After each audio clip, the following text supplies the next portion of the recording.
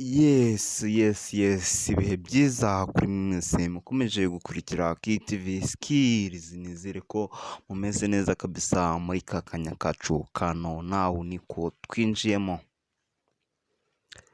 Muri nawe yacu rero uyu munsi ngiye kubagezaho iki top 7 cyangwa se perezidanse zirindwi za mbere muri East Africa kabisa ziyoboye izindi mu kumera neza kabisa ugiye tugereranyije dukurikije n'ubushakashatsi twakoze aho twifashishije Google ndetse tukareba no mu bindi bitangazamakuru byagize icyo bivuga kuri izi nzu za mbere muri East Africa zikorerwamo n'abaperezida kabisa. Ofisi zirindwi za mbere muri East Africa nizo ngiye kubagezaho, ngiye ugiye kuzibagezaho nk'ibisanzwe muri kumwe na Ismail King Bruce DJ. Kora subscribe munsi, like, share ndetse na comment nze mbabwire perezidanse zirindwi za mbere muri East Africa. Ku mwanya wa karindwi turasanga Place de la Nation kabisa, iriherereye muri Congo Kinshasa DRC kabisa. Iyi Place de la Nation kabisa ikorerwamo na Felix Antoine Tshisekedi, nayo ni inzu imwe mu nziza kabisa zikorerwamo n'abaperezida, ubona ko ari inzu yihagazeho kandi yubakanywe ubuhanga kabisa, ubona ko ari n'inzu irinzwe byo ku rwego rwo hejuru. Ku mwanya wa gatandatu turasanga State House of Burundi kabisa. State House of Burundi nayo ni imwe mu nzu cyangwa se ofisi, nibwo birajya byumvikana neza, ofisi ya perezida ukoreramo ariwe bita Evariste Ndayishimiye kabisa.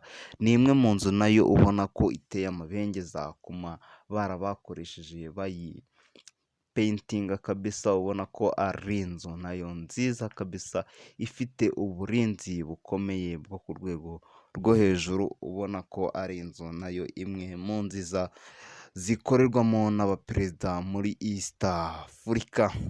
Akaba ari inzu rero dusanze ku mwanya wacu wa gatandatu muri perezidanse nziza cyane. Ku mwanya wa gatanu turasanga South Sudan State House kabisa. South Sudan State House ni inzu iherereye muri Sudani i Khartoum kabisa, inzu ubona ko nayo ari nziza kabisa, ubona ko ibereye ijisho, yubakanywe ubuhanga kabisa n'aba enjeniyeri bo ku rwego rwo hejuru kabisa, ubona ko ari inzu ifite isura nziza kandi kabisa, ubona ko yubatswe mu buso bwisanzuye kabisa, ubona ko nta kibazo na gito kabisa, kuko ubona ko ishobora kuba yarubatswe hafi muri hegitari irenga y'ubuso. Ku mwanya wa kane turasanga Village Urugwiro kabisa. Village Urugwiro ikorerwamo na Paul Kagame, iherereye i Kigali kabisa muri Gasabo.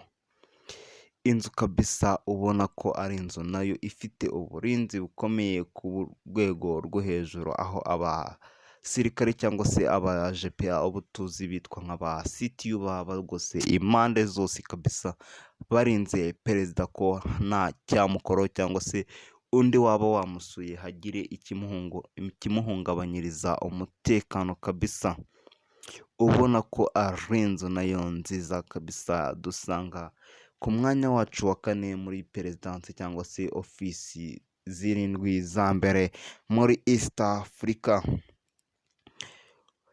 Mbere y'uko tujya ku mwanya wa gatatu, nkusaba kwandika muri comment ukatubwira ati urabona se muri izi tumaze kuvuga inziza ni iyihe, urakeka izigiye kuza muri eshatu za mbere ari izihe? Comment zanyu zirakenewe, ndetse unakore kuri subscribe, ni inkunga ikomeye cyane, ukore kuri like kugira YouTube ibashe kudusharingira iyi video yacu ku bantu benshi bagiye batandukanye. Ku mwanya wa gatatu turasanga Chamwino State House iri i Dodoma kabisa mu gihugu cya Tanzania, ikorerwamo na Samia Suluhu Hassan kabisa, umuperezida w'umugore muri East Africa yose kabisa, niwe muperezida w'umugore kandi ubona anihagazeho. Madamu Samia Suluhu Hassan kabisa akorera mu nzu nziza kabisa nk'uko muri kubibona kuri sikirini zanyu kabisa. Ni inzu nziza ubona ko ari inzu yisanzuye nayo kabisa, iri mu buso bugari, iri hafi muri kilometero nka hegitari nk'ebyiri kabisa z'ubuso bw'ubutaka. Ubona ko ari inzu imwe nziza cyane ku buryo ushaka kuyitiranya n'inzu y'i Londres kabisa mu Bwongereza, ariko ni hirya no muri Tanzania.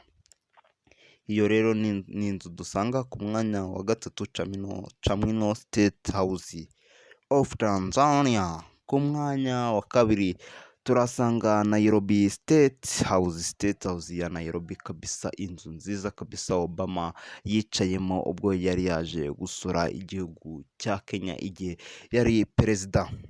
Iyi nzu rero ikaba ikorerwamo n'umuperezida bita William Ruto kabisa, umuherwe kabisa ufite amafaranga ye yihagazeho, akaba anayobora igihugu cya Kenya.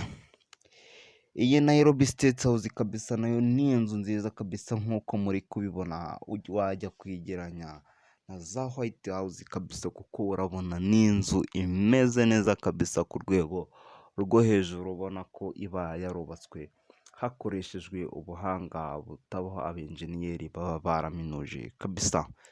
Ni inzu rero ifite n'ubwirinzi buhagije ku buryo umuntu wese uba uri hafi aho ngaho aba yizeye umutekano we 100%. Mbere y'uko tujya ku mwanya wa mbere, watubwira muri komenti ati urakeka ari iyihe nzu iraza ku mwanya wa mbere muri izi zirindwi zo muri East Africa? Komenti zanyu zirakenewe, ukatubwira ati ndabona iyi cyangwa se iyi ariyo irayobora.